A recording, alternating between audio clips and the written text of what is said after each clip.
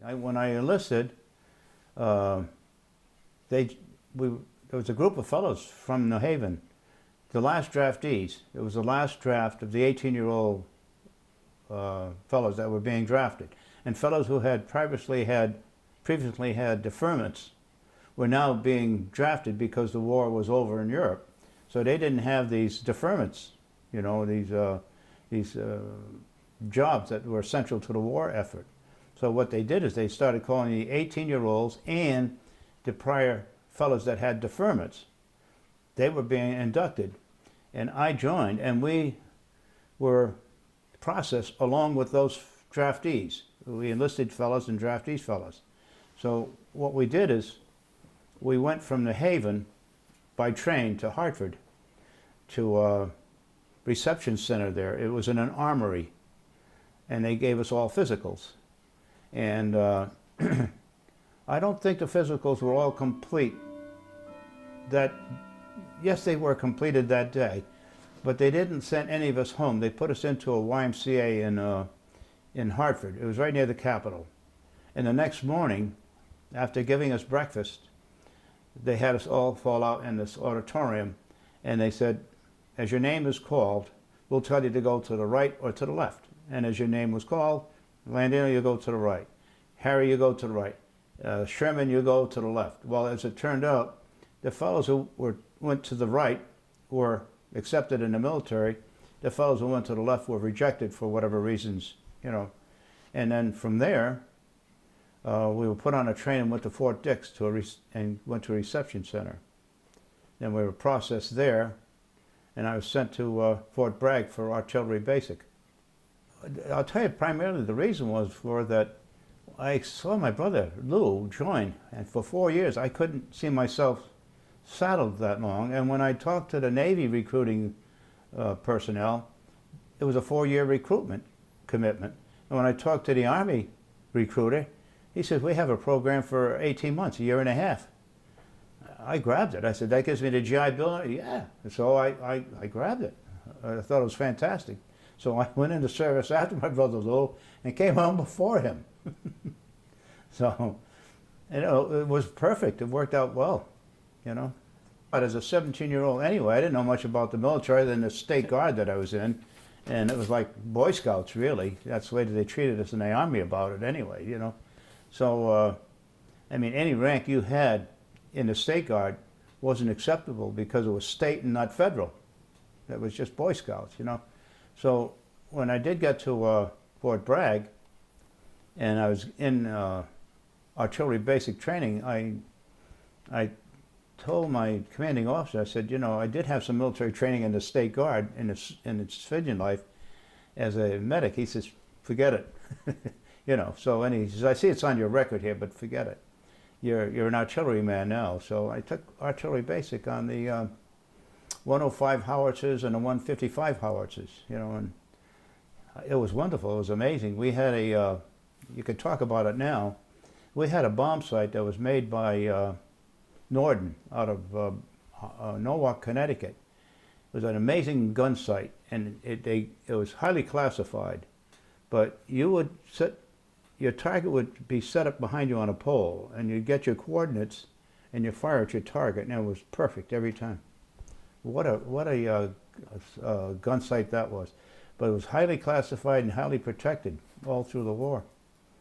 It was very highly classified, and I guess the enemy would love to have gotten their hands on that site, you know. Graduated from basic training. Okay, I was shipped to California, then shipped to the Pacific, landed in Yokohama. In Yokohama, sent to this island called Fukuoka, southern tip of Japan. Mm-hmm. And there, I had more advanced training in artillery, okay, in artillery ballistics. And then what happened is that there was a shortage of medical personnel. So I guess going through our medical records, they seen that I had some sort of a medical exposure in the State Guard. So there was 8 or 9 of us.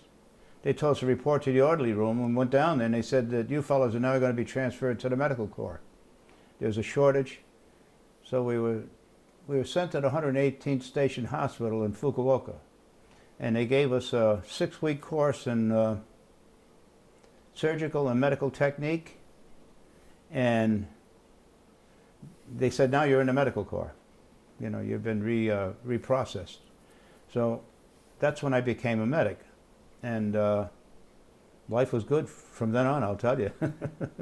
The ride from San Francisco across the Pacific, it was a long ride, primarily because they zigzag or whatever they tell, I don't know. And there were 2 or 3 other troop ships in the convoy, but you could very faintly see them in the distance because of the waves. And they were troop ships. They were called Kaiser ships. They tossed around like a toy sailboat on the Pacific. They weren't very large. I think on our ship there was like 500 personnel between troops and the convoy. I think there were 3 ships, as I was told, going over, and our convoy, and yeah, I think it was about three ships. But when I got to the equator, we had that initiation. You know, they call what do you call it? I forget what they call it now. The King Neptunes. We had an initiation where they shaved some guy's hair off, and they plastered us with shaving cream and stuff like that. It was just general, nothing bad or anything else. It was just a little juvenile play, you know, nothing real bad. We were just initiated by going over the equator. And when I got to Japan, in Yokohama, something about the pier or whatever it was, we had to disembark on using cargo nets with all your gear, you know, your full field gear and everything. Like I said, we unloaded or disembarked by climbing down the cargo nets. We had courses. They told us how they wanted us to act and how we were supposed to treat the Japanese, and you know, the war was over, and that the hostilities are done, and now we're going to occupy them. We're going to teach them a democracy, and we're territory of the American government now, and we're under American government rule. And like I said, I think they were happy to see us. They were pleased the war was over. I think they had it. Although they were prepared to hold off until the last person, I think, died in Japan. That was their mentality. But I guess as time went on, as we were there, they were so happy that the war ended. I mean, they were grateful to us for all our help. You know, it was a different culture. You know, when they learned our culture and understood how we lived, and were appreciative of the treatment we gave them, and the luxuries that we had, that we were passing some on to them. You know, so I think they were grateful in the long run.